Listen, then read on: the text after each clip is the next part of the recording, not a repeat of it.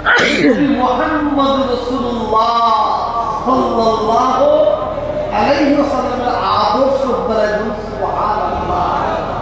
কথাটা ঠিক বললাম না, ভুল বলেছি? কথা বলে এর পরে একটা শুনুন।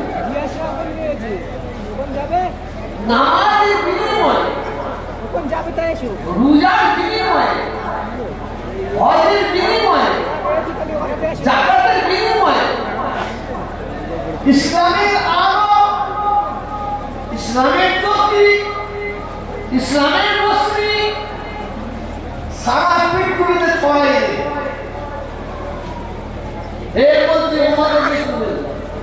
নামাজের বিনিময়ে, রোজার বিনিময়ে, হজের বিনিময়ে, যাকাতের বিনিময়ে ইসলামের আলো, ইসলামের জ্যোতি, ইসলামের রশ্মি সারা পৃথিবীতে ছড়াইবে। তবে হ্যাঁ, নামাজ আমি পহাতে পড়তে হবে। নামাজ আমার বাবার বাবার বাবাকে নামাজ পড়তে হবে।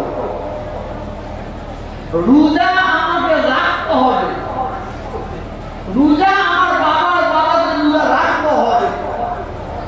ধনী ব্যক্তিদের হজ করতে হবে। ধনী ব্যক্তিদের যাকাত দিতে হবে।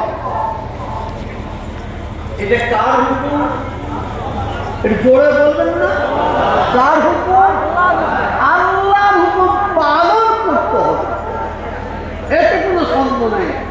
কিন্তু মনে রাখবেন, ইসলামের আলো, ইসলামের জ্যোতি, ইসলামের রশ্মি সারা পৃথিবীতে জ্বলছে, জ্বলছে, জ্বলছে।